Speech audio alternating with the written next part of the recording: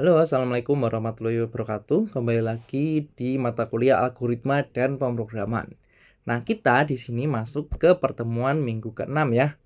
Nah, yang mana di sini kita akan mempelajari tentang selection atau percabangan ya. Nah, untuk kontennya sebagai berikut, nanti kita belajar struktur dasarnya, kemudian nanti kita akan belajar struktur dari if, kemudian if else, kemudian if bersarang, dan studi kasusnya. Nah, untuk struktur dasarnya, jadi intinya adalah algoritma selection ini merupakan struktur program yang melakukan proses pengujian untuk mengambil suatu keputusan. Apakah suatu baris program atau blok instruksi itu akan diproses atau tidak. Ya, pengambilan keputusan itu biasanya menggunakan pernyataan boolean atau bilangan biner yaitu true or false dengan menggunakan operator pembanding. Bisa lebih dari, kurang dari, lebih dari sama dengan, ya, ataupun tidak sama dengan, serta menggunakan operator boolean seperti and, or, ataupun not, ya. Nah, kemudian untuk algoritma pemilihan ini, tidak setiap baris program yang akan dikerjakan. Jadi harus memilih sesuai dengan kondisinya, ya. Baris program yang dikerjakan itu adalah baris program yang telah memenuhi syarat. Oke ya. Nah, contohnya dalam algoritma pemilihan ini di sini biasanya menggunakan perbandingan ya. Di minggu kemarin kita sudah belajar tentang operator perbandingan. Di sini kita ulas kembali. Nah, di sini adalah contohnya. Apakah 5 sama dengan 5? Nah, karena ini sama berarti hasilnya adalah true. Kemudian apakah 3 sama dengan 4? Karena bukan berarti dia hasilnya salah. Kemudian apakah 3 tidak sama dengan 4? Ya, karena ini benar berarti hasilnya adalah true. Seperti itu ya. Nah, apakah A lebih dari 5 dan B sama dengan 2? Apakah itu hasilnya apa gitu ya. Nah, di sini kita lihat misalkan A akan bernilai ini akan bernilai true jika pernyataan A lebih daripada 5 ini nilainya true dan B sama dengan 2 ini nilainya true. Jadi tergantung dari isi dari A dan B-nya ya. Intinya ketika true ketemu dengan true and true hasilnya adalah true. Seperti itu. Nah, supaya teman-teman bisa mengetahui aturan yang ada di dalam operator AND, teman-teman dapat melihat tabel kebenaran berikut ya. Jadi kalau ada suatu hasil ya false kemudian di AND-kan dengan false ya, bilangan keduanya false berarti hasilnya adalah false. Intinya AND ini dia akan bernilai true ketika bilangan yang pertama yang A nilainya true dan B nilainya true, dia hasilnya adalah true. Kemudian ada OR. OR ini intinya adalah dia akan bernilai salah ketika dua-duanya salah. Seperti itu ya. Kemudian kalau not itu adalah kebalikan. Oke. Kita next. Nah, ini adalah skema dari flowchartnya selection. Nah, biasanya selection ini dia akan menggunakan tanda diamond ya. Di diamond ini dia di dalamnya ada suatu syaratnya. Nah, dari syarat ini hasilnya apa? True atau false? Kalau true, dia akan mengerjakan proses 1. Kalau false, dia akan mengerjakan proses 2. Nah, seperti yang saya sampaikan di awal ya, bahwa algoritma pemilihan ini dia tidak bisa mengerjakan 2 proses sekaligus. Jadi tergantung dari syarat yang terpenuhi. Nah, ini adalah contohnya. Di sini ada pseudocode untuk menentukan kelulusan ya dengan variabel n dengan tipe data integer di sini contohnya. Nah, yang pertama Anda diminta untuk memasukkan nilai dari siswa. Nah, nanti user akan menginputkan dan disimpan ke variabel n. Ya, misalkan teman-teman inputin n-nya adalah n-nya adalah 30 gitu ya. Nah, Dia akan membaca read n. Oh, n-nya nilainya 30. Kemudian dimasukkan ke fungsi if, ya.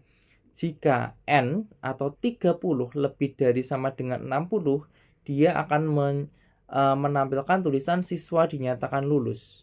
Ya, kita cek dulu ya. Apakah 30 lebih dari 60? Tidak. Karena tidak, maka dia akan dilempar ke perintah atau perintah dari notasi berikutnya. Jadi dia akan menampilkan siswa dinyatakan tidak lulus, ya. Nah, untuk if ini biasanya di akhir itu ada and if-nya.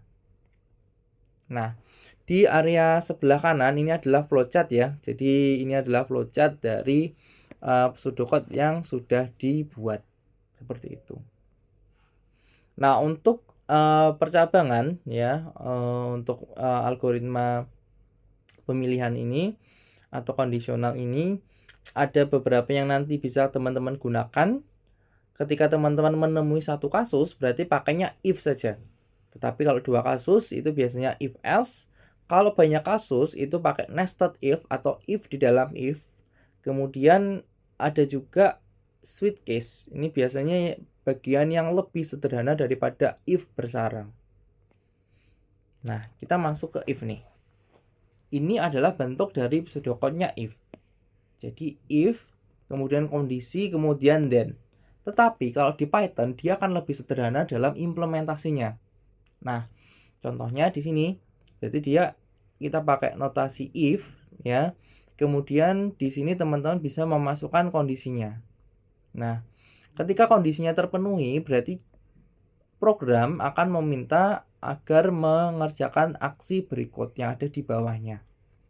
Contohnya kita bisa lihat di kode program berikut ya.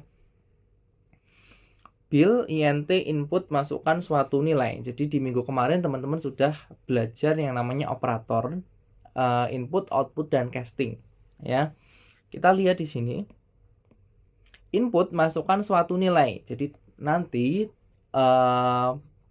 komputer akan menampilkan masukan suatu nilai dan teman-teman akan menginputkan nilainya. Misalkan nilainya adalah 30 ya di sini ya. Nah, 30 karena standarnya atau formatnya Python ini dia dianggapnya sebagai string semuanya, maka perlu dilakukan casting ke dalam bentuk atau tipe data integer. Ya. Bill ini nilainya adalah sekarang 30. Oke. Kemudian kita masuk ke conditional if ya. Jika 30 modulus 2 sama dengan 0, dia akan menampilkan tulisan bilangan genap. Karena kondisi ini terpenuhi, maka dia akan menampilkan tulisan bilangan genap. Seperti itu ya. Ya, semoga teman-teman bisa memahami. Nah, berikut ini adalah contoh-contoh yang lain ya. Misalkan nih yang paling gampang ya. Kondisi saya kita kasih di sini ada string yaitu lapar ya. Jika kondisi saya sama dengan nilainya adalah lapar, maka akan menuliskan print saya makan. Ya, karena isinya sesuai, maka dia akan menuliskan saya makan. Seperti itu ya konsepnya ya. Oke, kalau sudah kita next ke step selanjutnya yaitu if else. If else ini merupakan perluasan dari statement if dari satu kasus. Jadi kasusnya ada dua. Ya. Else ini anggap aja atau teman-teman bisa membacanya dengan kalau tidak. Ya. Jadi bentuk pseudocode-nya seperti ini. Ya. If kondisi then. Ya. Then kalau kondisi ini terpenuhi, dia akan mengerjakan aksi 1. Kalau tidak, dia akan dilempar ke aksi 2. Untuk melemparnya kita pakai yang else tadi. Seperti itu ya. Nah, untuk dalam sintaks Python kita tidak membutuhkan then, tetapi kita membutuhkan operator titik 2 ini untuk penggunaan di dalam conditional if. Nah, berikut ini adalah contoh pseudocode-nya ya.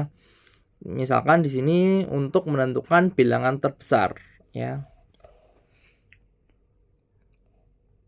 Nah, di sini kita dapat lihat di mana nih ya, di deskripsi ya. Di sini teman-teman membutuhkan variabel bil 1, bil 2 dan KET.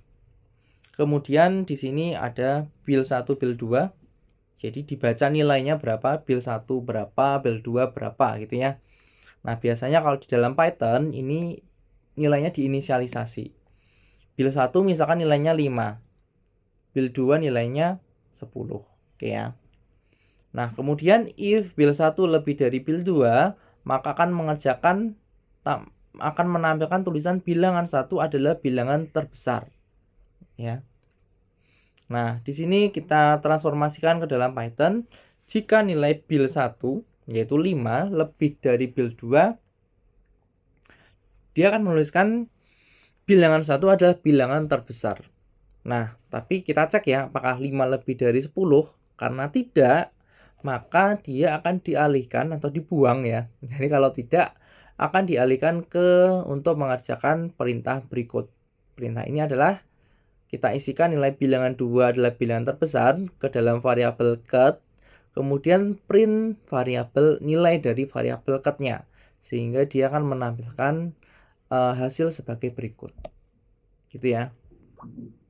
Oke, lanjut ke if elif atau if bersarang. If bersarang itu adalah if yang memiliki kasus lebih dari 3 ya. Jadi ketika teman-teman memiliki kasus lebih dari 3, jadi teman-teman bisa menambahkan if di dalamnya else gitu ya. Atau lebih sederhananya teman-teman bisa menggunakan elif. Jadi kalau misalkan kondisi ini tidak terpenuhi, maka dicek lagi kondisi yang kedua.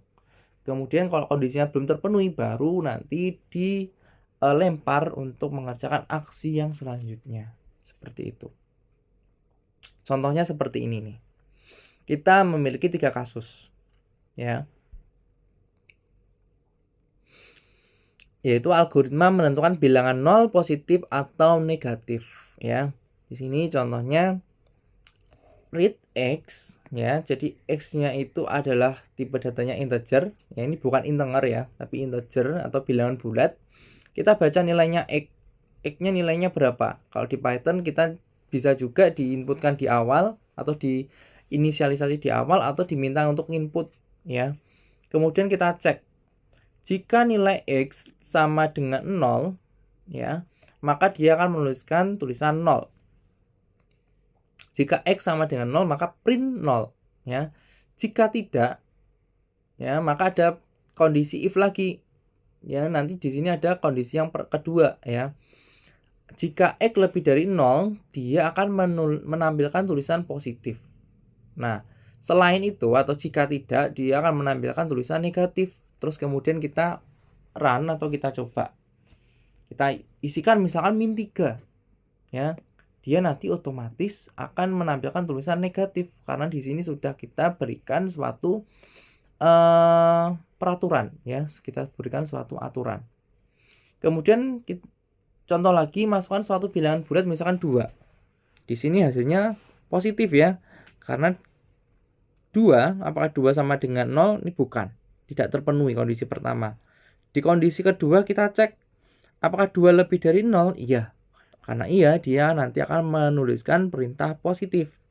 Bagian yang else itu tidak akan dibaca karena kondisi yang sebelumnya sudah terpenuhi. Oke, kita next ya. Terus kemudian di sini ada if penggunaan struktur case. Struktur case ini tentunya dapat menyederhanakan penulisan if dan else yang bertingkat supaya lebih mudah lagi untuk dipahami. Nah, jadi untuk pseudocode-nya sebagai berikut, yaitu case, kemudian ekspresi, jadi yang diisikan apa, kemudian nanti dipilih ya. Kalau misalkan dia memilih kondisi 1, maka akan mengerjakan aksi 1. Contohnya adalah sebagai berikut ya. Nah, misalkan di sini kita definisikan dulu ya, misalkan ya, meskipun belum diajarin tentang apa ya namanya itu penggunaan def. Nah, ini def ini fungsinya untuk function ya. Di sini ada function namanya mandi. Mandi itu kalau kita panggil, dia akan mengembalikan nilai yaitu tulisan Monday. Begitu juga dengan Tuesday, Wednesday dan seterusnya. Nah, maksudnya gimana? Implementasinya adalah di sini ada variabel yaitu switcher. Kita di sini menggunakan tuples ya. Jadi ada urutan data. 1 itu Monday, 2 itu Tuesday, 3 itu Wednesday dan seterusnya. Nah, di sini ada function. Fungsinya depth switch. Kemudian di sini itu adalah parameter yaitu day of week ya. Nah, kita lihat dulu nih, yang dipanggil itu sebenarnya apa ya. Di sini print switch 3 ya. Berarti kita akan memanggil si function switch, kemudian kita isikan parameternya adalah day of week-nya nilainya 3. Dia akan mengembalikan, dia akan memanggil function switcher ya, dot get day of week ya. Jadi dia akan memanggil ini nih.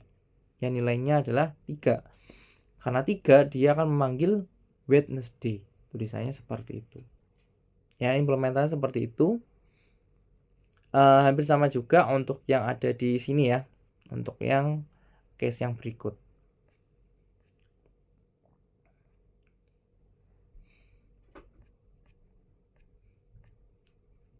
Baik, mungkin itu saja dari penjelasan kali ini.